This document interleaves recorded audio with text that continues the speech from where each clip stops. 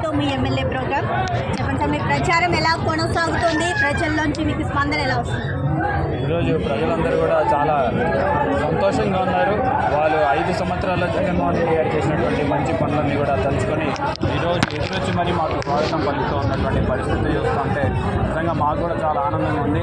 ఎందుకంటే ఈ 5 సంవత్సరాలు ఒక మా కష్టాన్ని ఈరోజు ప్రజలే గుర్తించారని ఒక నమ్మకం, ఒక భరోసా మాకు కూడా కలుగుతుంది. సో ప్రజల రిసెప్షన్ చాలా బాగుంది. మీరు శాసనసభ్యులుగా ఇన్నాళ్ళు కొనసాగారు కదా, నంద్యాలలో మీరు చేసిన అభివృద్ధి గురించి చెప్పండి.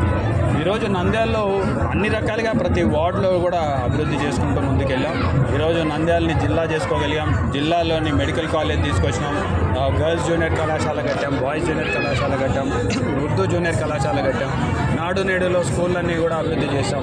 8 పార్కులు కట్టాం, 5 అర్బన్ హెల్త్ సెంటర్లు కట్టాం. 154 కోట్ల రూపాయలతోటి అమృత్ పథకాన్ని పూర్తి చేసి నంద్యాలకి ప్రజల్లో ఉన్నటువంటి తాగునీటి సమస్యని ఈరోజు పరిష్కరించడం జరిగింది. ఈరోజు దాదాపు 22 వార్డులలో ప్రతిరోజు నీరు ఇస్తున్నాం. 20 వార్డులలో రోజు మార్చి రోజు ఈ కొన్ని రోజులు పోతే ఈసారి ఈ టర్మ్లో అన్ని 42 వార్డులకు కూడా ప్రతిరోజు నీళ్ళు ఇవ్వబోతున్నామని చెప్పడానికి కూడా చాలా గర్వపడుతూ ఉన్నాం.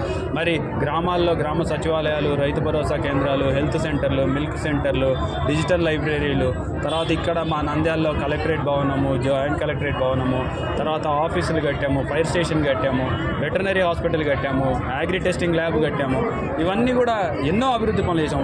వార్డులో ప్రతి సందు, ప్రతి వీధి తిరిగినాము. తిరిగి రోడ్లు వేసినాం, కాలువలు వేసినాం. ఈరోజు డివైడర్లు కట్టినాం, సెంట్రల్ లైటింగ్ సిస్టమ్ పెట్టినాం, ట్రాఫిక్ లైట్లు తీసుకొచ్చాం. సో ఆ నంద్యాలని ఒక జిల్లా హెడ్ క్వార్టర్గానే కాకుండా రానున్న రోజుల్లో ఒక మంచి సిటీగా తయారు చేయాలనేదే మా ఆకాంక్ష. మీరు ఎంత మెజార్టీతో గెలుస్తారని ఆశాభావం వ్యక్తం చేస్తున్నారు? నేను ఖచ్చితంగా గెలుస్తానని చెప్తాను, కానీ నేను ఏ రోజు మెజార్టీల గురించి మాట్లాడినాను. అది నా సెంటిమెంట్. సో 100% మేము గెలుస్తాం. సార్, గోకుల్ కృష్ణారెడ్డికి మీకు మనస్పర్ధలు ఉన్నాయి కదా, దాని మీద ఆయన అడగండి, నేనేం చేస్తాను.